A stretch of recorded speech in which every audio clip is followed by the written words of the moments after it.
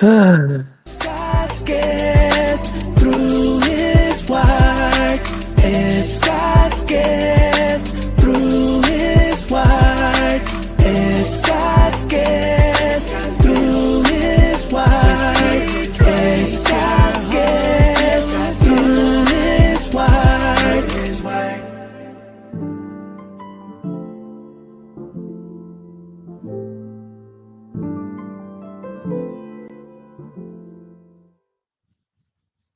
Hello, everyone. How are you doing? Happy Wednesday to you. It, of course, is the day before Thanksgiving. So excited to be with you guys. And I just wanted to get on here and, well, in a way, kind of vent and talk at the same time. So that's what I'm going to do. And I'm walking right now. So let's go ahead and have our chat. So it's the holiday season. Oh, yes. And of course, the times have changed. It's colder, more brisk, and getting darker, all that good stuff. And then you also have family and friends that are getting ready and getting prepared to hang out with each other, gather together. And for some, it's going to be just an amazing time. So much anticipation, looking forward to family coming down or coming up or having people over. You're looking forward to those friends that you haven't seen and just a time to break bread with one another. And it's going to be amazing. And then on the flip side, we have people who have family members they're not looking forward to seeing. And actually, they dread this time where they have to make an appearance. And if they don't, they get a whole guilt trip and a whole night, and then have some friends they don't want to be around and try to play fake and nice. Can we just say family and friends? Let's be honest. Be honest. When there's things that's going on, we need to be 100% honest and speak directly to the situation or the circumstance or whatever it is. Speak and lay it out all on the line, lay it out on the table. Don't try to dance around it. Don't try to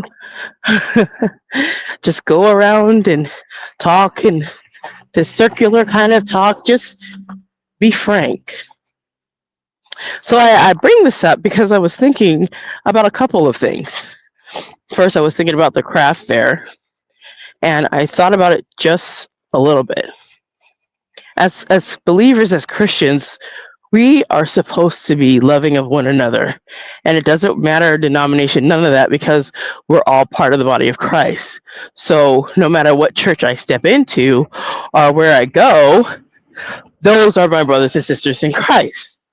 Now, do they act like it? Sometimes they don't.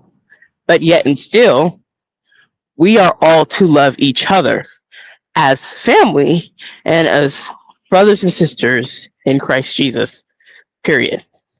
There should not be all this extra stuff that goes on either, but sometimes it does. And we just have to be honest. Sometimes it does. We live in a fallen world, and sometimes those things happen. Then, for me, family. I thought when I first discussed it and I first talked about it and really was kind of hinting at it, I didn't really go into my family that much when I first talked about the craft fair. I didn't really make mention of them that much. I had a conversation and I kind of laid it out there in general terms, but it was still bothering me. And it bothers me because as I was a child and growing up, my family has kind of handled me in a way that has not always been in a kind way of being straightforward and really wanting me around. They haven't really. Like, I've been tolerated because I had to be there because I was my mother's child. So some of those things, you're forced to do because you live there, right? So there's no choices for you as a child. You don't have a say. You don't have a position. You just have a do as you're told and be seen, not heard, right? That kind of state state of affair. So anyway, as I'm thinking of the conversation I had with both of my sisters just recently, it's it's disturbing my spirit. It's disturbing me. It's disturbing my mindset, and not to the point that I'm having anxiety. It's not any of that. I don't have any anxiety. I'm not depressed. I'm not none of that. It's just something that's bothersome to me.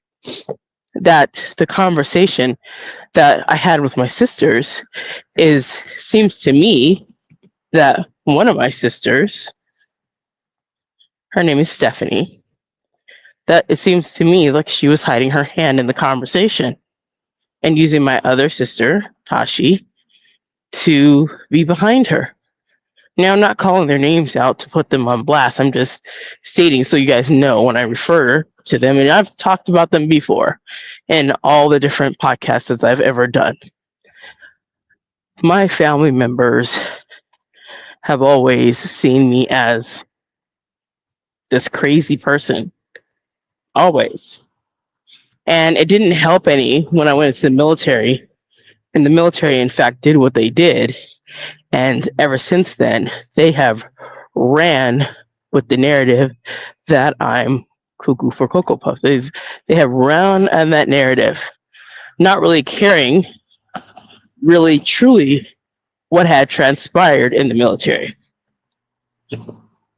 They don't care to know about that, and that's fine.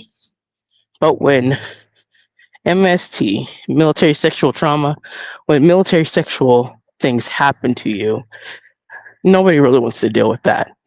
It's better to kick you out and remove you so you just go on about your business and you're out. That's the end of story. There's no more else to say. There's nothing else to do. Just remove you. You're the problem, although someone else take advantage of you, but you're the problem though.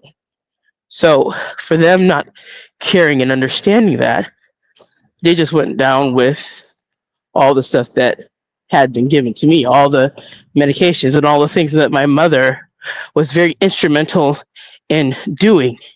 So instrumental, in fact, that she let me know that she was behind all of these things for years.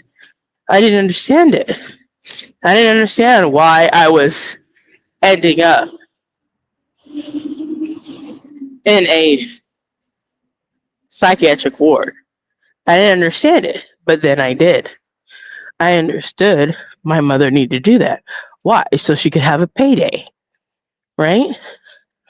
So all these factors, and when I think about my sisters wanting to have a time of celebrating the holiday together, I thought, okay, well, this is wonderful. Maybe we can try to have the operative word try. Maybe we can try to have a good holiday celebration without my parents, them being the ones that kind of orchestrate everything, and my mother being the mastermind. My dad just going along with it, right? Never really stopping her or putting an end to the tomfoolery of it all, just going along to get along. But thinking, well, perhaps if we do get together, we could do, other things. Well, that was a short lived idea because when I talked to my sisters, and namely Stephanie, and her saying that she's going to have anxiety and she's been had anxiety, but first what she leads with is my kids, almost like they would be the cause of her anxiety. And I'm on a pause and listening and like, what? Because it doesn't make sense, right? It doesn't make sense. And because there's a family member that's coming and she hasn't been around that family member in a very long time, all of a sudden my kids look like they're going to be the one that cause anxiety, and how are they going to operate, what's going to go on. You're trying to predict things that haven't happened yet.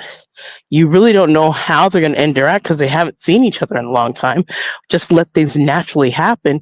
And if something is wrong or something happens, we'll deal with it then. But to try to make up a narrative of, well, what do you think? You can't predict the future of anything. You can't predict how anybody will interact with anyone. That's in general, that's in life. That doesn't matter. You cannot do that. It's like me meeting a person in the store. They don't know my demeanor and I don't know theirs. We don't know how we're going to interact with each other if we were to become friends. That person and I were first meeting, and now they've said something that triggered me, but how would they didn't know that because they don't know me. So they have to get to know me more, right? But I couldn't predict that I would be triggered, and they couldn't predict that they were going to trigger me. You cannot predict those things. You cannot predict outcomes of anything. All we can do is control ourselves. We can only control what we do. We can't control what other people do, and we can't control the whole entire situation and think that we know how every little bit and ounce of it is going to move. See, I don't think they understood that even though we were talking about this, the plans weren't really all the way solidified. They were getting there. They were being prepared to be solidified, but they weren't all the way solidified, at least not on my end, because I was still waiting for that proverbial shoe to drop based on Stephanie, my sister, because she always says things to me that always cause me like, why can't you just be honest? Be honest. Why can't you just say it was you that felt and had anxiety and were nervous about the whole thing? Why didn't you just talk about how you felt? Why would you want to worry about the children and how they interact? If the teenagers have an issue, we'd be there to help them work it out and resolve it. But other than that, why won't you just lead with, I have these concerns because I haven't been around everyone. This will be my first time. And I could understand that. I could understand that. But being my sister is how she is, that's not how she wanted to move. And then to offer up apology, and as she does offer apologies, they are always really pointless because her apologies are usually flat and they're not really sincere. So I remember one time she apologized to me. Sorry, TDRAKE. Well, actually, sorry, my name's Tanika. Sorry, Tanika, for everything that I've ever done to you in the past. Okay, is that good now? I apologize for everything and everything. Like, what? You know, when someone apologizes to anyone, an apology, first of all, is supposed to be sincere and genuine. Secondly, to be specific about what it is that you're actually apologizing for. And thirdly, in order for it to be accepting, realizing that the person said it genuinely, talk about something specific, and then that person has the option to say yay or nay if that apology is acceptable. So when she apologized and said, sorry, Tanika, for what I said, I didn't know that your kids were off limits. That's not an apology. So like I said, I can appreciate it. Did I accept it? Of course not. All I said is, I can appreciate it. I can appreciate your attempt to, but you're not sorry. You're not sorry.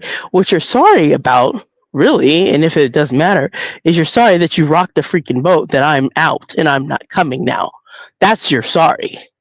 Because if you would have kept your mouth shut and not said something weird and just stuck to your feelings and how you really feel, then that would have been better. But no, you didn't do that.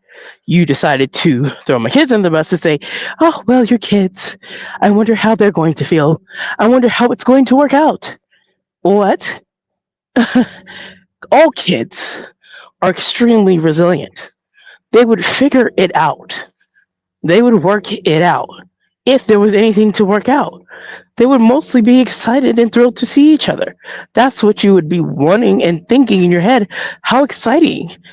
That's where I was coming from. Like they'd be excited to see each other and reminisce and create memories together. But no, your foolishness and your weird way of putting things instead of being straight up and down has caused me to say, I'm not going. I don't have to entertain drama anymore like I was forced to do for so many, many years. Forced to be around the family. And if I didn't go around the family, I was guilt tripped. Well, you didn't come around for Christmas. And your family member was here. And this person came in and you didn't come and all this stuff. Mm-mm. I don't have to do that anymore. Excuse me. And it's a beautiful thing because before I used to always feel quite guilty and feel really sad that if I said no, they would lay it to me. And I'm like, okay, we're coming over, and force my kids to entertain and be in an environment was super uncomfortable. And you knew that drama was going to unfold because my mother is not one that doesn't like chaos. She actually brings chaos and makes everything uncomfortable all the time. And if something went wrong, she slammed the door, and the holiday is essentially what she would want to do is ruin it. And then she isolate to her room.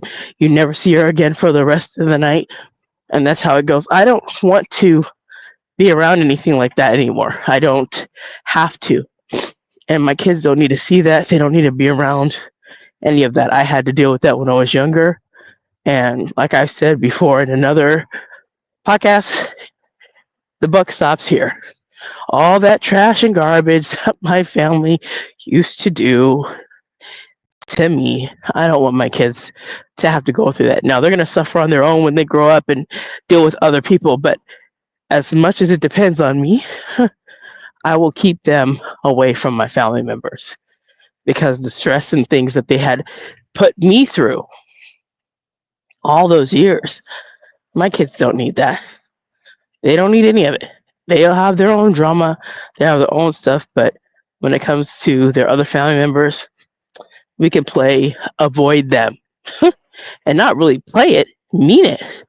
Like if you guys want to go to hang out with them when you're an adult, fine. You make the adult decision and you make the choice to go and look for them.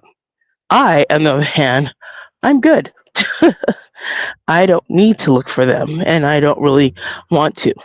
Now, am I being unchristian saying that? So like, well, that's not very Christian like. You're supposed to love everyone and forgive everyone. True. However, you're also supposed to be honest and forthright. And you're also not to take certain behaviors and actions like it's okay. When something is wrong, you call it out and you say it is wrong. Now, if I'll be labeled a troublemaker, then so be it. If I'll be labeled not very Christian because I'm not a person's doormat, then so be it. There are people that have said that to me. Even around me in my community now, there's been someone that said that to me, well, because you didn't come over and talk about me and on my special day, that was very Christian of you. Well, where in the Bible does it say I have to wish everyone a happy birthday or happy anniversary or any of that? Where does it say that? That's not a command that you must go to everyone and celebrate with them. Now it's nice to do, don't get me wrong, but we're commanded to forgive and we're commanded to spread the gospel. We're commanded to be kind. Now, in celebrations that happen, if someone invites me, then I'm going to go and I'm going to celebrate and I'm not going to cause any issue. I'm going to be there to participate and enjoy my time and enjoy celebrating with them. But we're not commanded to engage with everybody's celebration and be celebratory with everyone. That's not a command, but you do it if a friend invites me. One of my friends invite me, and they're gonna be, "Oh no, I'm not doing this. No, I'm gonna go. I'm gonna have a great time, and I'm gonna enjoy the festivities." But when people start saying you're not Christian, because you don't do this or that, and you don't do what they want you to do, and they have placed on you some kind of weird obligation because they did something for you to get something back, or they did something to you because they had another motive and agenda, that part is strange and weird and crazy to me, and I find it uniquely different. And for me, I don't want to entertain that. And that's what my siblings were doing.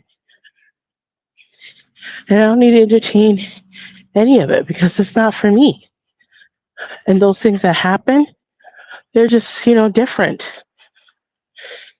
And that's what that is. So every time I'm thinking, okay, well, maybe, and I'm thinking in a manner of being hopeful, maybe my family's not on that stupid stuff anymore. Maybe they're not on that funky stuff. Maybe they truly have changed because the Lord has given us the ministry of reconciliation. So I'm down for that. I am okay with that. I will forgive, let bygones be bygones, and move on. Turn the page, fresh new sheet, let's go. But then I'm forced to go back to an old crinkled page because people cannot be different. And I'm not talking about my friends. And I'm not talking about any new people that I know in my life. I'm talking about my family. It seems like they want to hang out and do the same thing, try to mask it differently, but the same thing. And it was funny to me, even to the point of, well, indirectly, they never even asked me anything. Instead of being direct, it was, once again, they don't know how to talk to me. So they talk to me indirectly, like, well, everything's, kind of together. We just need to get money like for food and games. Like, okay. So what does that mean? Are you are you guys not gonna get the food? Are you expecting me to buy the food? Like, what's the deal? But see, because they can't talk to me correctly and they can't talk to me right, they never say what it is. They never actually made a direct statement like, you know what, TDRAKE, Tamika, can you please like get the food? In fact, what they said is we don't know how we're gonna do the food, and we don't know, who's going to do the games and whatnot. And I'm like, well, who's like, okay. And I'm like, all right, well, I'm not really sure.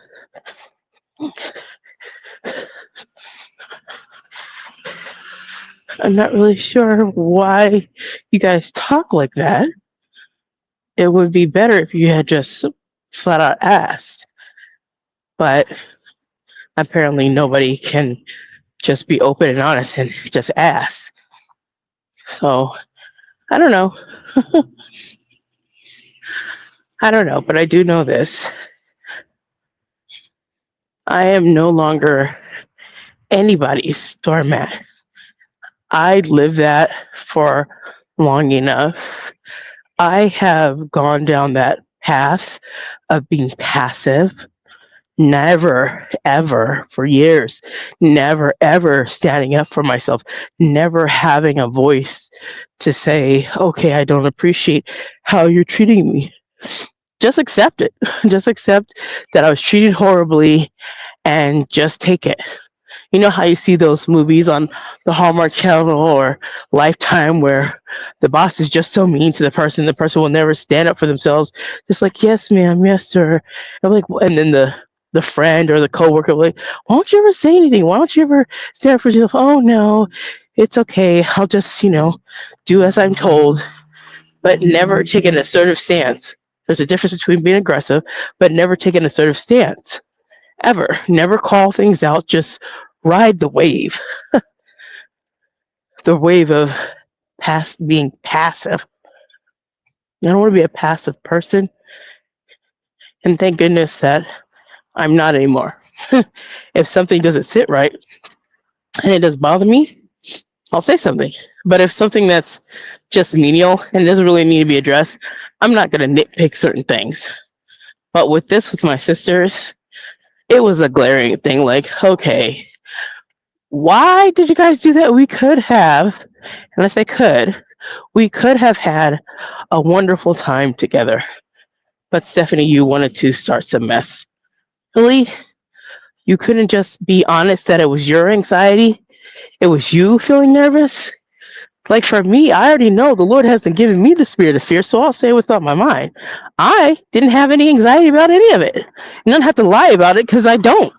What anxiety do I have about it? I had a little bit of anticipation, like this will be exciting, not nervous. What am I nervous about? These are, I'm not, I've never been nervous about anything really, unless it's I don't know, going somewhere I've never been and speaking to a crowd that I've never spoken to before. Maybe something like that, right? But if it's like even speaking at my church, know the people there, so I'm not nervous to get on stage and sing. Well, you're singing in front of 300 people, so put me on a bigger stage. I don't know. Maybe I will if it's more people, but singing in front of 300, 400 people, so what? And do I need if I need to speak? Okay, but I don't get nervous like that. I've never had those nerves so people get nervous to public speak. I actually like it. That's why I talk so much now. But I've never had that kind of thing. I might get butterflies because I'm excited, anticipating that I'm going to say whatever it is. But when I make that correlation between my family and me speaking, like I'd rather speak to some strangers, 1,000 strangers to deal with my family and their drama. I'd rather speak to 10,000 people instead of dealing with my family and their drama. With people snickering and staring at me in the seats, I'd rather do that. I'd rather say, "Thus saith the Lord," from the book of Ezekiel, than to sit up there and deal with the drama-filled nonsense and tomfoolery that my family does. And it's so strange that we pull out my mom and my dad. My mom and my dad are not part of the equation, but yet and still, even my sisters can't just be family. We can't just be cool. We can't just have a time in which that we can come together and just put down all the nonsense and just have a time to be family. I don't have that. And for those of you that do, I hope you relish in it. I hope you thank God for family that you do have that's like that. God bless you if you have family, moms and dads and grandparents that just love you and they can't wait to see you and they don't cause you drama. You guys have fun together. You guys love to be together. You guys might have your issues here and there, but other than that, you guys put that stuff with water underneath the bridge. You guys loving each other and you guys keep it moving as families do, right? But then there's those families that it doesn't matter. There'll be a stranger. I was at the grocery store on yesterday, and the young lady told me, she's like, I don't like the holidays. And I asked her, "Are you gonna be spending Thanksgiving with your family?" She's like, "No, I'll be spending it with my boyfriend's family because they celebrate Thanksgiving. My family really doesn't do that." And then she went to her story that she has a biological father who does it, and then she has her stepdad, and he really doesn't either.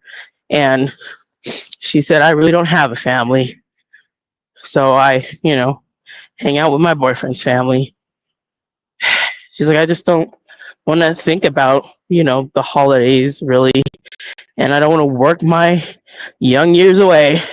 And she's already thinking about that because family, as much as people say it's not important, it's an integral part of our development as we come into be people, and it's the first form of society. From the family extends society and everything else. But when you have parents and family members that just cause you angst, then we have people like myself. I'm gonna have to separate myself from you. You know why? Because you're on some nonsense. You're on nonsense, and I'm not about to deal with it. I'm not about to deal with your foolishness. And see, for me, it took me a long time to get to the point where I felt okay to not be around them and not feel guilty that I was not participating in the family functions. It took me a long time to do that. But thank goodness I have gotten to the point where I I don't care. I literally do not care if I'm with my family or not. Not at all. You know why? Because it's been so long that I've had to force myself to be around them. And when I was around them, they didn't even care. And they would talk about me like I wasn't even there.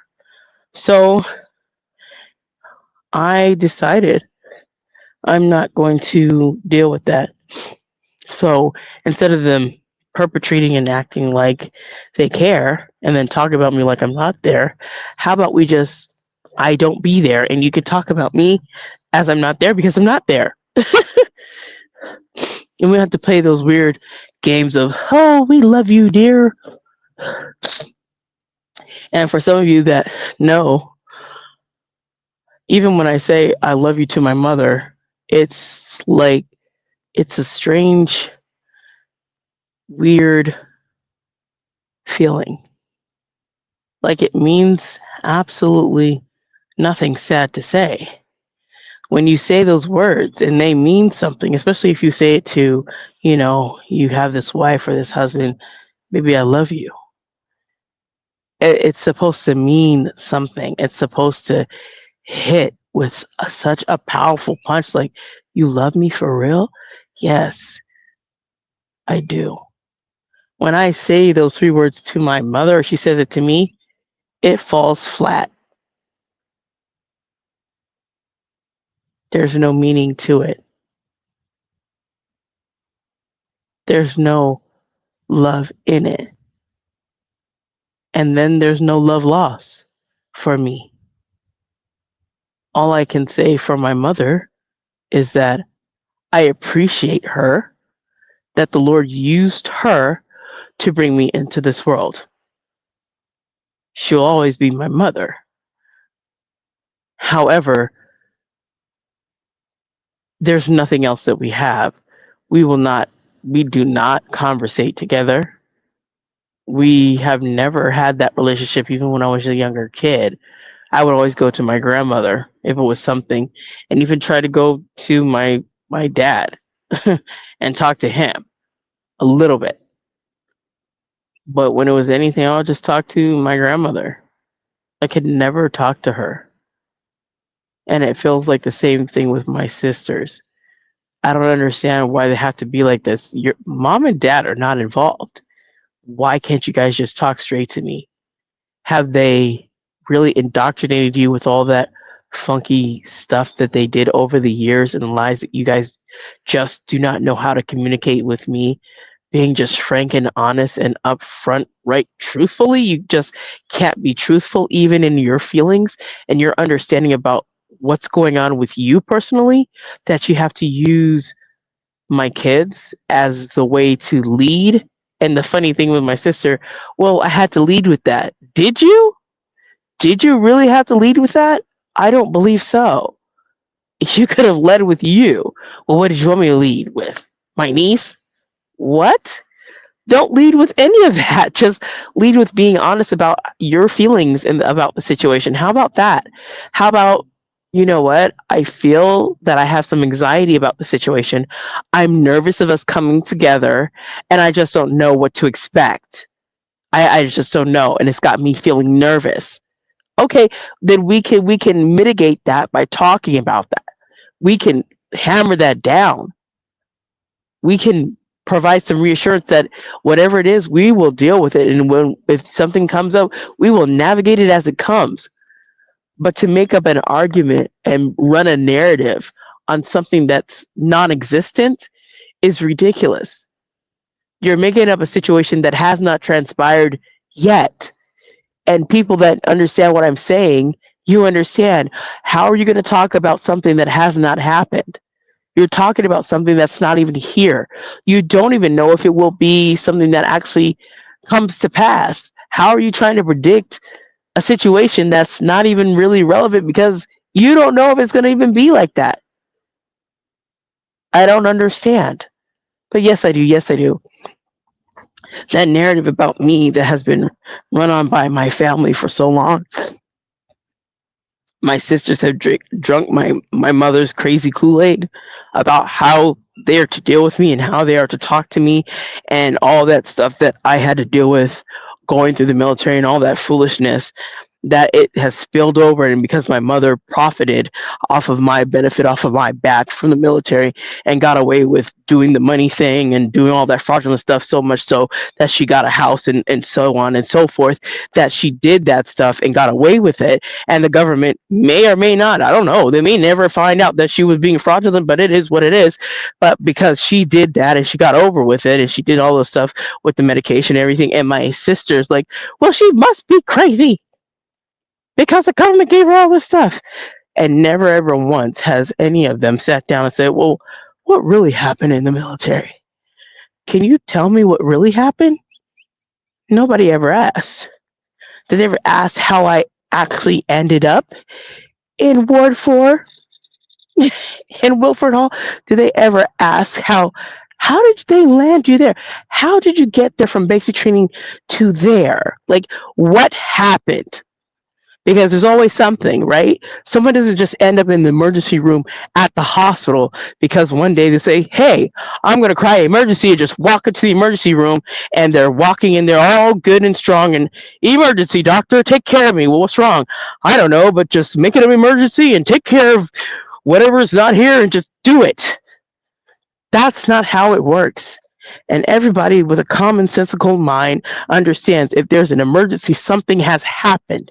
There's something that happened while you were at the emergency room. Something transpired for you to go to urgent care. Something in your body has happened, but there is a beginning. There is something.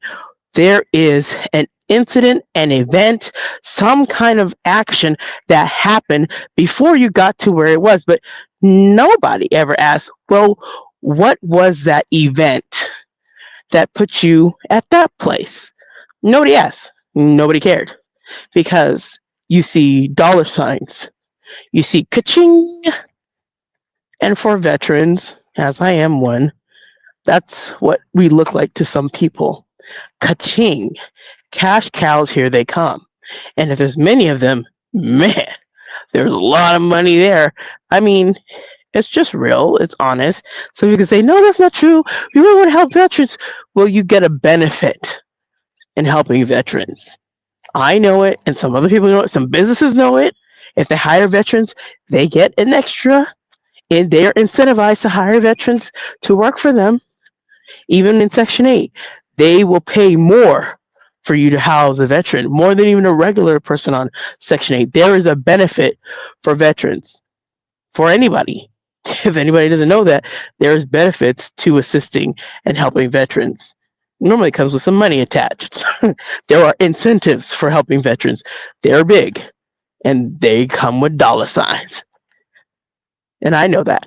And it's obvious, right? There are policies and things in law, and even if you decide not to use the VA and go into the community care, who's paying for that veteran to go and get that service in the community? The VA. So is there money attached to if you assist that veteran in the community?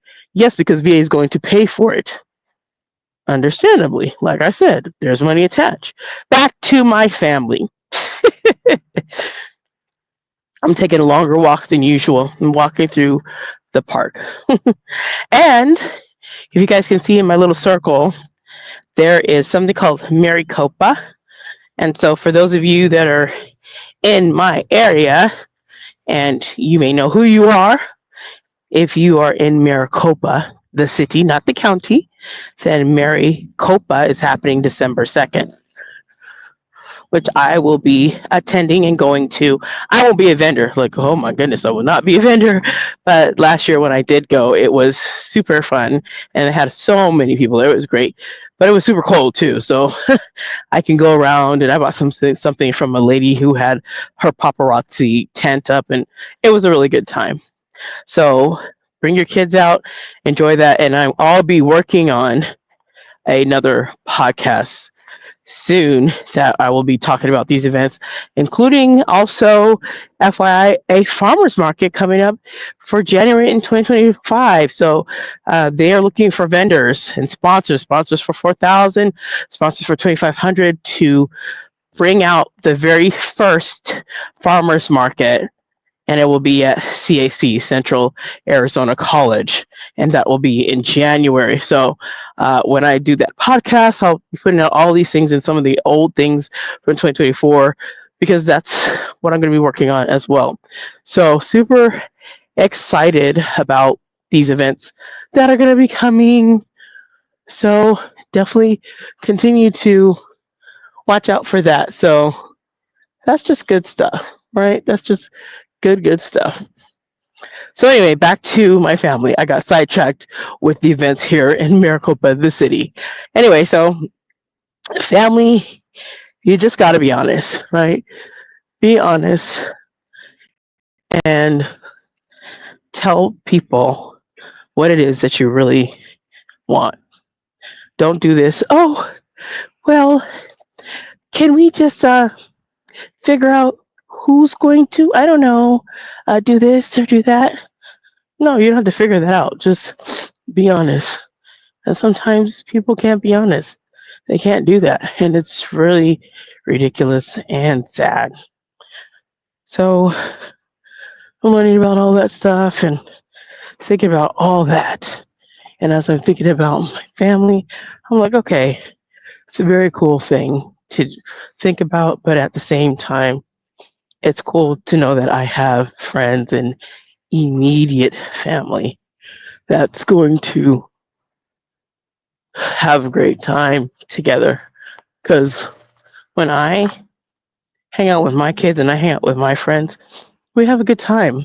Like after Thanksgiving, I'm making a little rendezvous for some girlfriends of mine, and we're just going to meet up and have a little, little lunch and just have a great time just being amongst each other. And I like doing those things. I've always liked planning little events for gatherings to get together. I love doing that.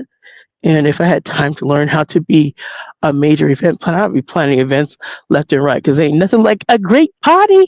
And I'm not talking about those weird parties. It's nothing like a good, wholesome party. Okay. Wholesome one, a good, solid one with food, family, and friends. And sometimes your friends, and I guess for me, they become like family. And there are friends that say, if there's anything you need, just call me. And they say it all the time. I have friends that say that all the time. And then they get really angry and annoyed. Like, why did you ask me? You know, and I've seen it happen with my friends, even when I've invited them out. Like for my birthday, I'll give you an example. We have this friend. And she's a beautiful young lady, and we all know she doesn't have a vehicle. So I always offer to pick her up. It's just a thing that I do because I know she doesn't have a vehicle. So I don't want to take no stupid Uber or Lyft. It's okay when you need to use it. If she's going back and forth to work, I get it.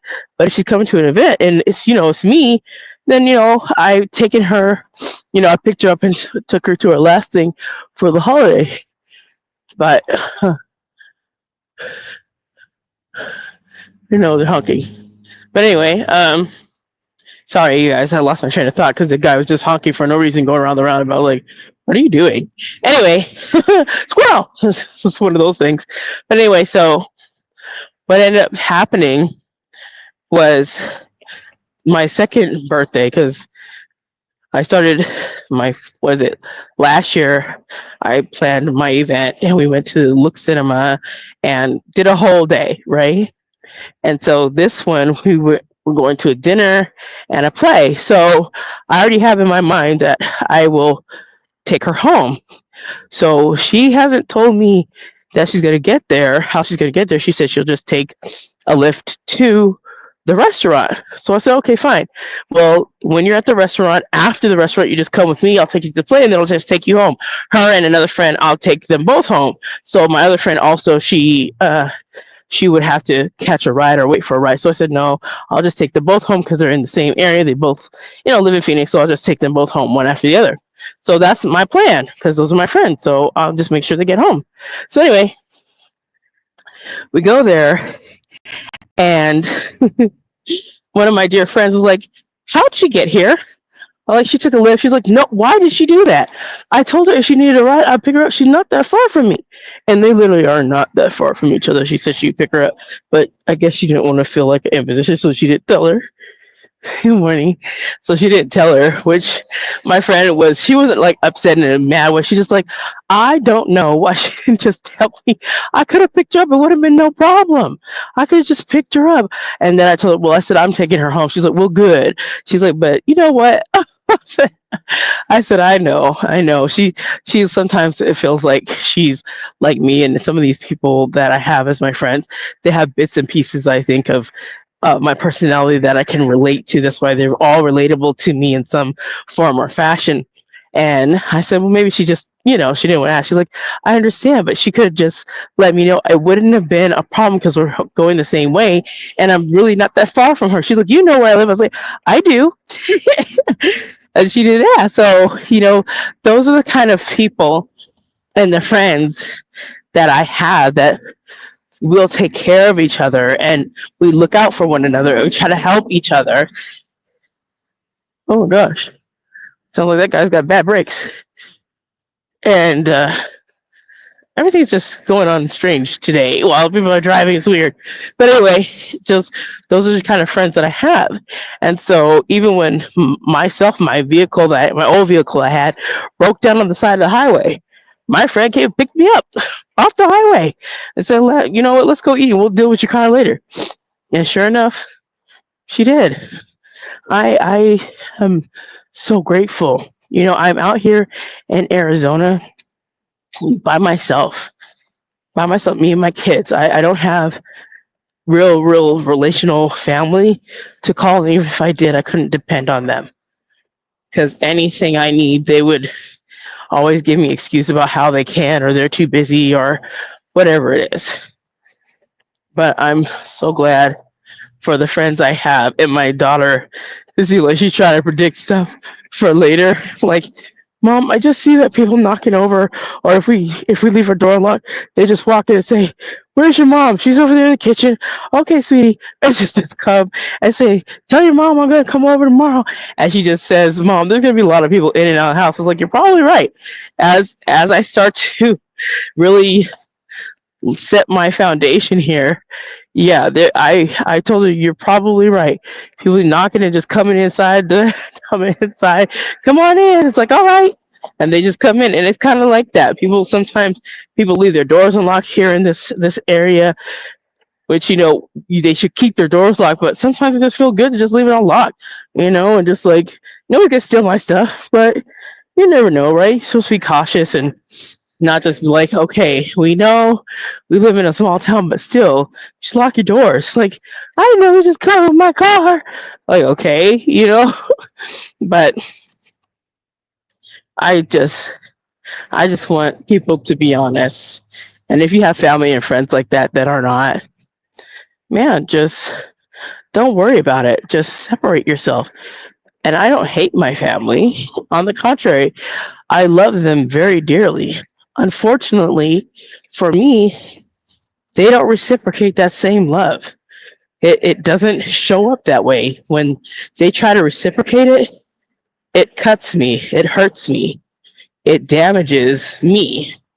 So I've been working and I have put myself in all different kinds of therapies, all different kinds, even food therapy when I was having my why I got so much larger because I had this food issue of binging on food, and then of course doing that whole get rid of it, lose my cookies after I felt so bad about it. I would console myself, but then hurt myself with the food. Just like nobody wants me anyway, I don't even care. And I would hurt myself that way, try to overindulge on purpose. Because I just like, if I'm so big, then nobody will look at me and I can just isolate into food. And food cares about me when food doesn't. It's just fuel for you. And I was using it as a way to emotionally medicate myself with food. I was trying to do that, you know, and I realized all of that was happening and transpiring because I never dealt with the emotions of the things I had to deal with my family and the military. It's like one helped the other one to continue to go on. And then I had a very poor view on men until I realized that was my error. And I'm looking through a lens that's warped because I have some amazing men friends. Amazing. They're just the most beautiful, kind, sweet. They don't take no mess now. They're not sissified men, but they are very understanding and they're very compassionate and they're very sensitive to those things that you mention about your life, and they can understand and they can empathize, and sometimes they can empathize that they've been there, but sometimes they can sympathize and then just be in awe of how you continue to move forward. Like one of my good friends, and I talk about him so often, Pastor Jay. Like, if I wasn't doing my podcast, I don't believe I would have ever met him. Now, I can't say with 100% surety because I don't know. God is the one who's sovereign and takes care of that. But I know as I was doing what God called me to do, and still calls me to do my podcast, still calls me to share, still calls me to put my testimonies out there and put things out there for others to be inspired and uplifted. And for me, it has never been about the numbers because I have any numbers when I first started. I had 0 listeners. So it's never been about the numbers, but it has been about people, and it has been about somebody's going to come over one day and they're going to hear this message. It's going to resonate and it's going to hit them. I'm like, you know what? I have a similar situation. It's not exactly like hers, but my brother's acting real funky. He's acting real stupid. It could be 2 brothers, right? It's not just based on woman. It could be 2 brothers. You're like, you know what? She had the same issue I have with my knucklehead brothers, and they on some stupid stuff. And I ain't down with that mess. It could be that too. I mean, whatever it is, it could be a sister and brother not agreeing. You're like, you know what? My sister's acting dumb, and he's the brother. I'm like, I don't have to put up with that, and she's not going to guilt trip me to do none of that. I'm just going to be me by myself and just enjoy, or be me with my family, me with my friends, me with whatever. But the point of all of this is sharing to about this is because when we don't share, and for me personally, when I don't get these things out, like I used to hold all these emotions in and never let them out. I would do that and it would be crazy to me because it would be something that would hurt me. So when you don't let those emotions out, guess what happens? They sit inside of you, they fester, and then you take it out on somebody unsuspectingly, unknowingly to you. Where you said, I just put it behind me. It's water in the bridge for me. I don't need to deal with it. Well, we need to deal with those things. We are emotional, spiritual beings. You can't just say it's water under the bridge, but you've never actually dealt with it. You've never actually talked about it. You've never actually got those emotions of that pain that it brings you, or the anger that is inside of you, or the sadness or the hurt that you are experiencing, you never actually addressed it. You never gave the emotions a name. You just said it is what it is and you kept it moving. And to a point, I understand that statement. It is what it is. Great. Well, if it is what it is, let it be that. But then at the same time, let's address it and then let it be what it is. Right? Let the chips fall where they may after you address it. But let's not hide. Let's not say, oh, this is great. I don't have to deal with them, but you don't talk about how it hurts you. Because to be honest, that was really painful to me. That hurt me and it saddened my heart that my sister still had to talk to me in that manner, in a circular form. They couldn't just be honest about what it really was. They had to use something else to open the line of dialogue. So they had to lead with my kids. You couldn't just put the kids aside and say, you know what?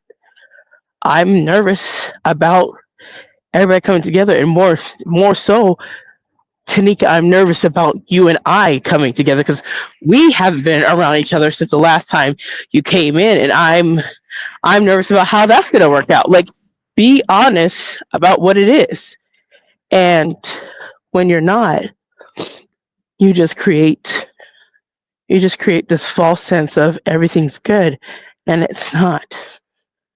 In order for things to be worked out, you have to deal with the issue. And my sister's been doing this stuff for a long time. She's done this stuff for so long. She's moved in funky ways like this for a long time. And then just when it act like everything's kosher and everything's good and everything's copacetic, and it's not. And that's my issue. Like, you just need to be real. You don't have to, they say keep it a buck, keep it a bean, keep it 1,000, whatever it is. I just want you to be honest. Can we be honest? Can we be upfront? Can we be forthright? Can we be truthful? Can we just present the real? How about that? Can we just do that? Let's stop dancing around, pussyfooting here. Let's stop tiptoeing and eggshelling it. Just lay it out and let's hit it head on. But unfortunately, as I have seen, and the Lord showed me, this is it. And I'm not going to say the Lord said. No, the Lord didn't say anything. I'm not going to lie and say the Holy Spirit said nothing, because it is not true. But the Lord is able to show us things, and we have to be paying attention. You just need to pay attention. When the Lord shows you stuff, you pay attention. You don't ignore it, what he's showing you. And so he showed me who my sister still is. She hasn't changed. In my head, I was like, oh, yes, this is another opportunity to extend the olive branch and, kind of open that door, and let's just start afresh. Let's just start new. I'm all for it. Let's go. But with that mindset for me, which I still have, I still would want to have that one day, but I realize that day is not now. That time is not now. I still need to be away from them and let them deal with themselves and let the Lord deal with them, because I can't change how they think about me. I can't change how they view me. And how many times, as Pastor Jay said, there's people in your life that want to keep that old jacket on you. And they think about you in that old way. My family, my sisters, my mom, my dad, all of them, they still view me the exact same way. They haven't changed how they view me. I'm still the Cinderella. I'm still the crazy Cinderella. I'm still that person, like, don't think anybody's attacking you now. Calm down. You don't have to do that, because there was never anything wrong in the very beginning. But because you guys ran on some crazy narrative that you all created, that you guys ran with and didn't really care because you were so money obsessed, that's all you saw. That's all you care about. And with that, the Lord has allowed me to let some things go. And I'm at this point, like I stated on yesterday's podcast, I truly have forgiven them for that. But what I won't do is I will not allow anyone anywhere to say how I used to be and use that as that's my present way of being right now. You don't get to do that.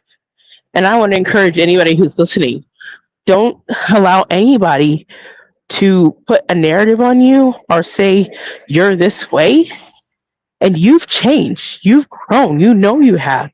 You know the Lord has changed you.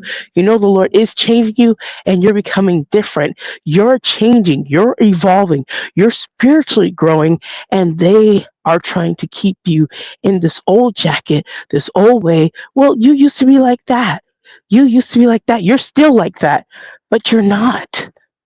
You're not those things. You're not that person. You're not those old behaviors and actions that you may have done some years ago. Well, that's like 20 years ago. You used to be this wild and out person, but you're not that person anymore. Yes, everybody has a past, but to keep someone in that way and say you're never going to change, you're going to always be the same because they want to see you in that same old light, it does a disservice to the relationship, and it doesn't help it to grow. It doesn't help it to mature. It doesn't help it to turn into something better. It just continues to perpetrate the old. And it says in the Bible, we are a new creature. In Christ, you're new. And guess what? The old has passed away, and the new has come. So with that, you know what the Lord has done for you. And you stand convinced of that. So for me, I continue to learn. I'm not going to be naive like I used to be, like, oh, it must have been something I said. It must have been something I did. It must have, I don't know. Maybe I could have been nicer or kinder in my talk, when it's not me at all. It's how the people perceive me. And if their perception is wrong, it's just wrong. So I'm not going to try to be anything but who God called me to be. It does sadden me, and it hurts my heart a little bit that what I want at this point in time, I'm not going to get. Excuse me. And what I mean by that is I want to have my family, my blood relation, to actually care about me and actually love me and actually want to hang around me, not for any other benefits that come, any other money, but actually want to hang around me without having some weird agenda that for me is not known until it's known. And that's why I'm thankful for the friends that I have, because they want to hang around me and they don't have an agenda for me. I have a, ooh, I'm coming to get. No. They invite me to hang out with them. Why? Because it's me. Not because they're going to get something from me. They just want to hang out with me. They want me to come. And I want them to be in my life. So that you make memories with, and these are the people that you should share your life with. When you have some amazing friends, pray for each and every one of them and thank God that He's brought them into your life.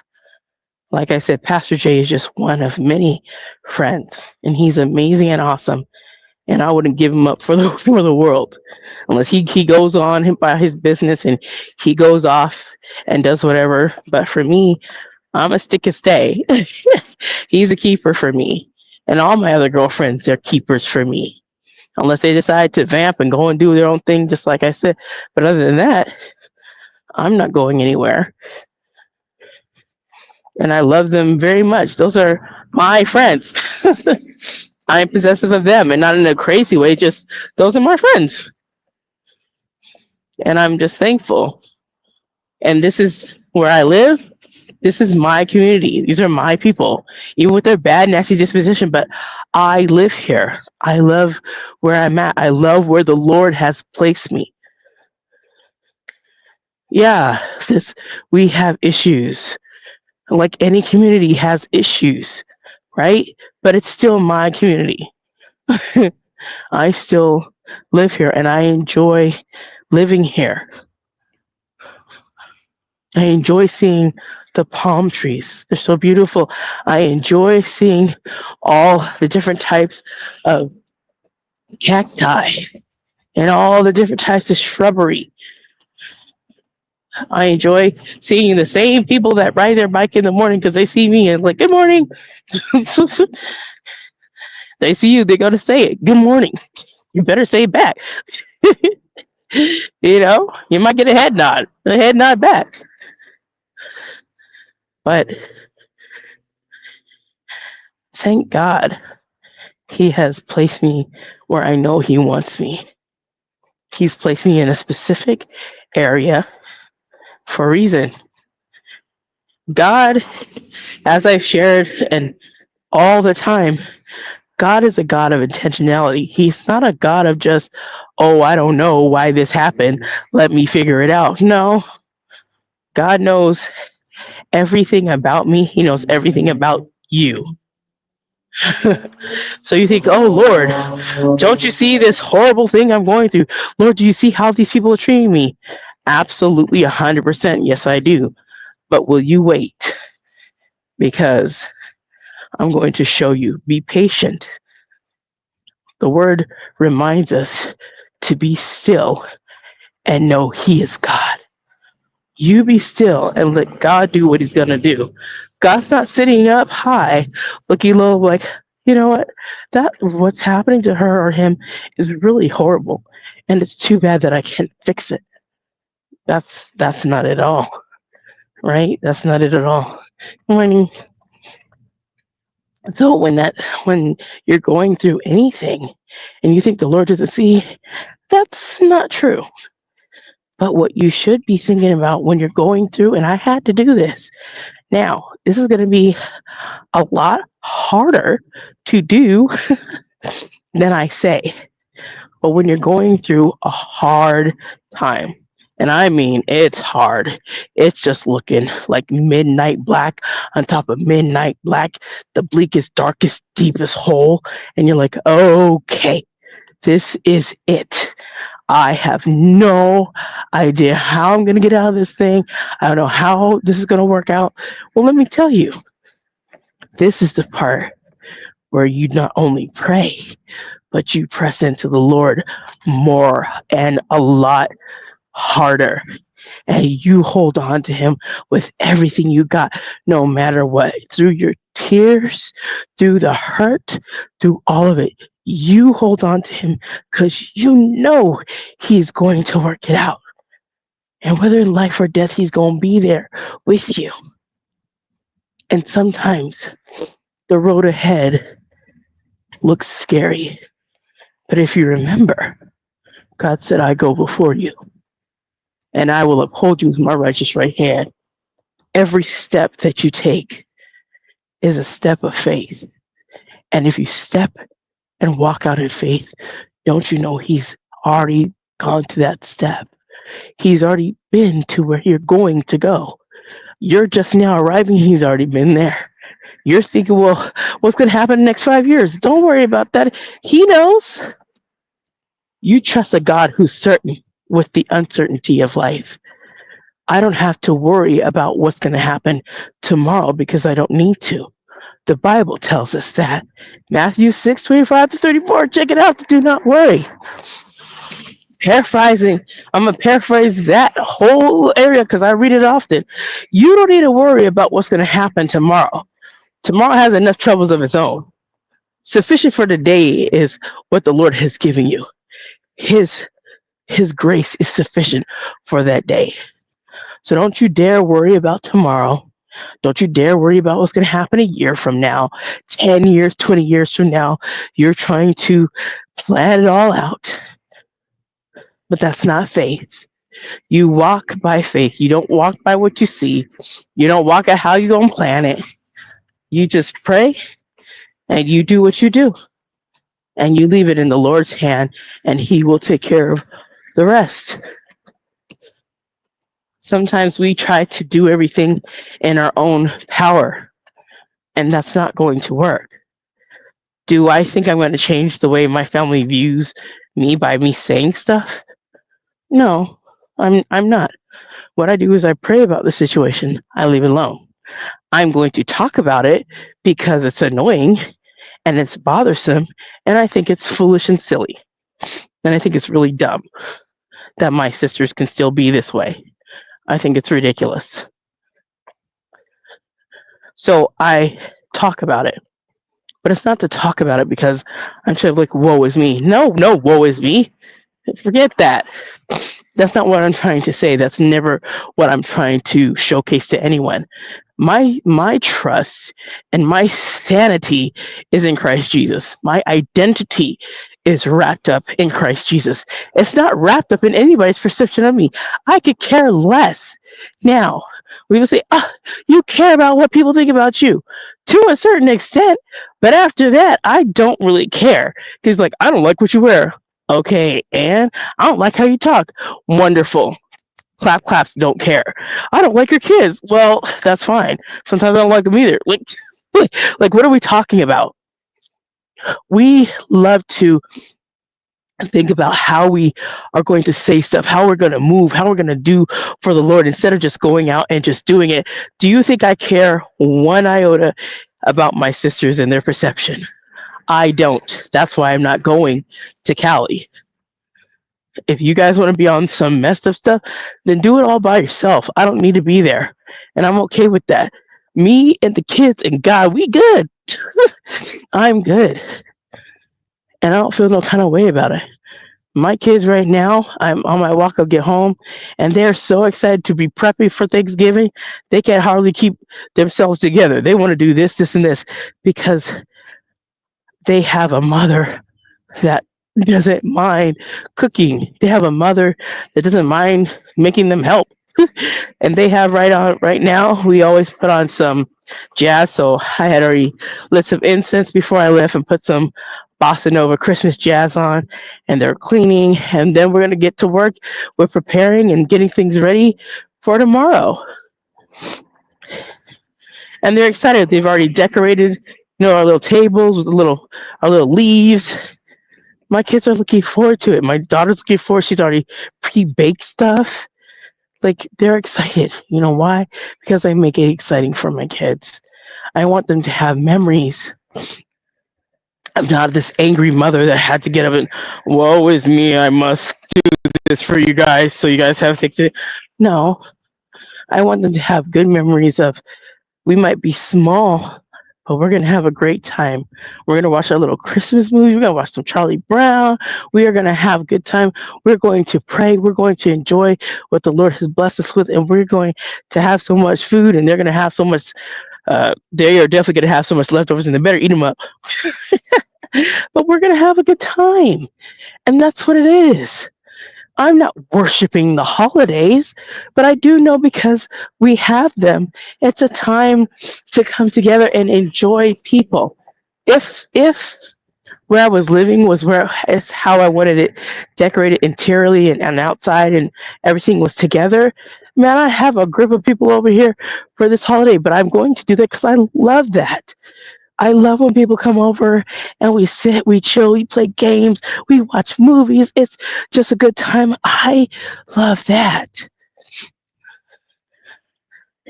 Sometimes people stay over, they fall asleep, they get up in the morning, they leave. I love that. And I'm hoping I foster that so when my kids get over and the grandkids come, it's going to be a great time. They can come and hang out and stay. I mean, that's what you want. You don't want to you don't want to create a way that people don't like.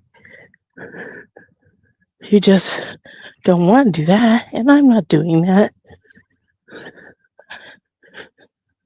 I just know that my kids are going to have a great time.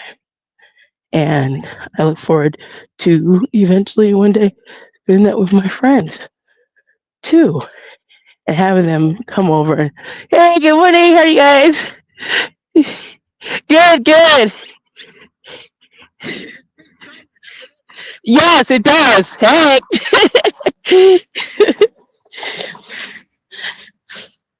So see, even me, I'm talking to people just in my community. Like I said, if I don't say good morning, they'll look at me. Hey, good morning, and you better say it back.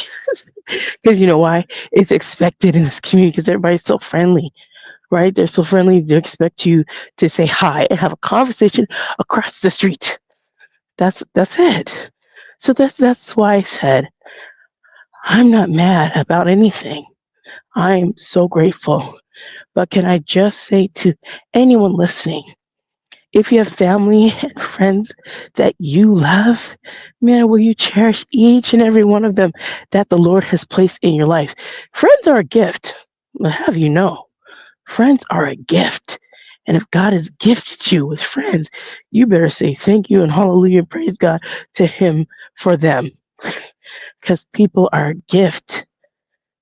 They are. Your friend is a gift to you.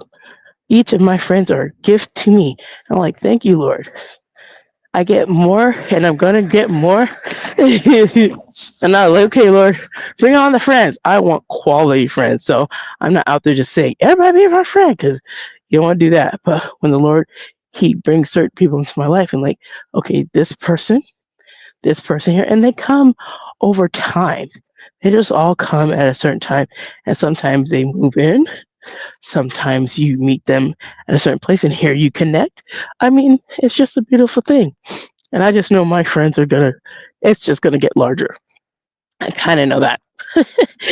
But it's really, it's just really just time for you to just enjoy and focus on what the Lord has blessed you with.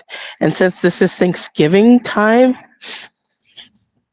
be grateful for what you have, be thankful, and remember, if you come, maybe you come from a family like mine that's not always so loving, just remember there's a God that loves you. There's a God that wanted you to be here. There's a God that sees you. There's a God who knows you better than you know yourself. And He knows what He wants you to do. And He knows what people are going to be in your life. He knows. And He knows if you're out there giving out the gospel and you're doing your best to have that life that you can say, Lord, I surrender all. And my life, Lord God, I want it to be a living testament to who you are. That's it. So I think I think I have. I think I'm good now. I had to really get it all out because my goodness, when I woke up this morning, you guys, I was just like, you know what? This is stupid. I don't know why it was bothering me so much, but you know what? I do understand why it's bothering me so much because it didn't make any sense. Like, you guys could have just talked straight to me. You had to be weird.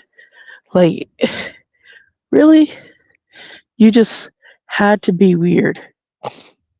You couldn't you couldn't just be honest. And I think that's the part that hurt.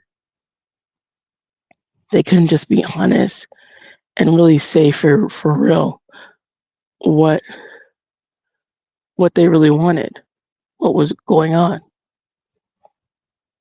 My sister had to use my kids.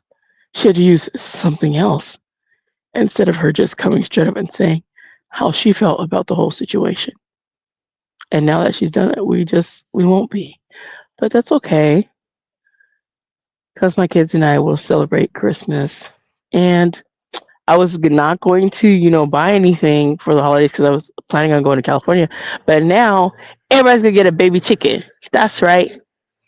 I love doing Cornish hens, so we might do Cornish hens for Christmas. And I think my son was kind of thinking about that anyway. So I'll get started on, sometime at the end of this month or maybe at the beginning of December to get those, and we'll do the Cornish hens and all the trimmings and things. But I'm not in any way, shape, or form do I feel sad about it. I don't feel sad. And I'm looking at this grass and I'm just like, man, Lord, I just thank you because there have been times when I felt so alone and that nobody in this world cared about me. And there's a lot of people that didn't. And being around my family, man, some years ago, it was a nightmare. It wasn't fun at all. And it took me back. It took me really far away. But I was thankful about it. So it's like I don't know. So I just want to share that with you guys and just say, you know what? The holidays can be tricky. The holidays can give us angst. The holidays can cause anxiety for some of us. And it will for those who have that. For me, it's not necessarily going to cause me anxiety. It's not going to cause me any of that. But I just want to thank you guys for listening and tuning in. And I hope you guys are going to have a blessed day. I hope you guys are going to have an amazing Thanksgiving. So, a big kiss from me to you. I hope you guys are going to have, like I said, a blessed week. Remember to be blessed, motivated, and always inspired to do what the Lord lays on your heart. You guys take care. And thank you so much for listening and tuning in. God bless. Have a great holiday, you guys. Take care. God's gift